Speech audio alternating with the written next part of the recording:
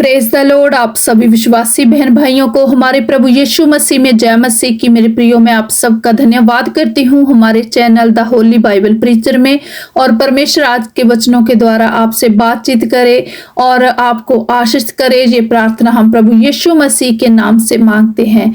आमीन आमीन आमीन हालेलुया। मेरे प्रियो, आइए मैं आज आपके साथ एक ऐसी प्रार्थना के बारे में बात करना चाहती हूँ जो हम सबको जानना जरूरी है और हम सबको करना भी जरूरी है, और वो है मध्यस्थता की प्रार्थना।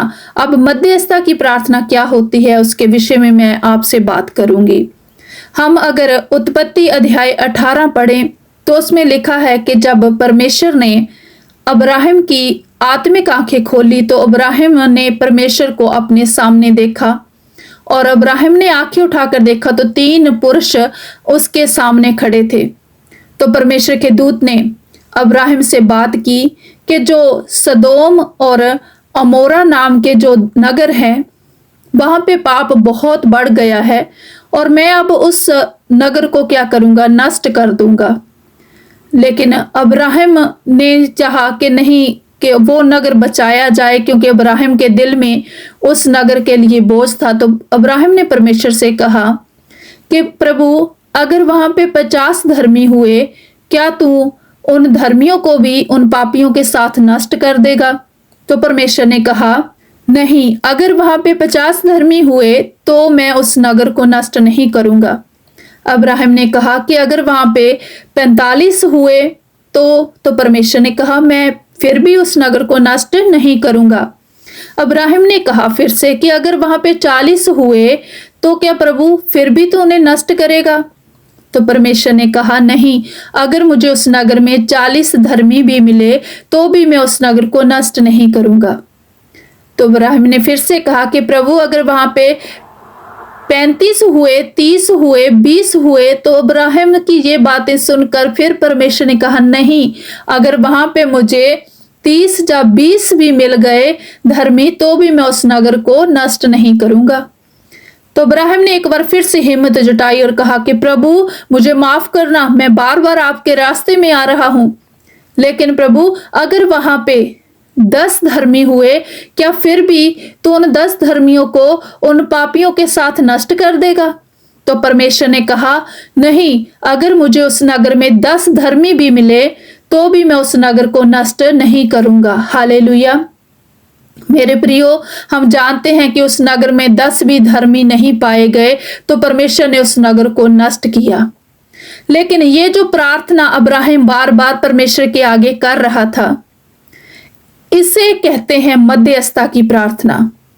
जब आप बोझ के साथ, शुद्ध मन के साथ दूसरों के लिए प्रार्थना करते हैं और दूसरों के लिए आशीषों को मांगते हैं तो परमेश्वर इससे प्रसन्न होते हैं। ये सब बातें परमेश्वर के मन को भाती है मेरे प्रियो, और इसे ही मध्यस्थता कहते हैं। जैसे कि हम जाने, बाइबल की पुस्तक निर्गमन में हम देखते हैं कि मूसा ने इजरायलियों के लिए प्रार्थना की। जब इजरायली बार बार परमेश्वर को दुखी करते थे, परमेश्वर को का तिरस्कार करते थे और परमेश्वर को क्रोधित करते थे, तो परमेश्वर ने चाहा कि इजरायलियों को नष्ट करे क्योंकि वो ढीठ लोग हैं। परंतु बाइबल बताती है कि मूसा ने परमेश्वर से प्रार्थना की इजरायलियों के लिए कि उन्हें माफ किया जाए। तो परमेश्वर ने मूसा की प्रार्थना को सुना और इजरायलियों को माफ किया और इजरायलियों पे अनुग्रह किया। मेरे प्रियो, वो जो प्रार्थना मूसा ने की इजरायलियों के लिए, उसे कहते हैं मध्यस्थता की प्रार्थना। पुराने नियम में ऐसे बहुत सारे परमेश्वर के अभिषिक्त हुए हैं जिन्होंने बार बार परमेश्वर के आगे प्रार्थनाएं की दूसरों के लिए, मतलब उन्होंने बार बार मध्यस्थता की प्रार्थनाएं की, जिनमें दानियल, एलिया नबी, जिर्मिया और भी बहुत सारे, समूएल नबी, बहुत सारे ऐसे नबी परमेश्वर के अभिषिक्त हुए हैं जिन्होंने ये प्रार्थना की है। तो नए नियम में अगर हम देखें तो बाइबल बताती है कि प्रभु यीशु मसीह हमेशा हमारे लिए परमेश्वर पिता के दाहिनी ओर बैठकर हमारे लिए मध्यस्थता करते हैं। तो ये जब हम दूसरों के लिए शुद्ध मन से मांगते हैं मेरे प्रियो, तो वही होती है मध्यस्थता की प्रार्थना। जिन्हें हम जानते भी नहीं है, जब हम उनके लिए प्रार्थनाएं करते हैं वो होती है मध्यस्थता की प्रार्थना।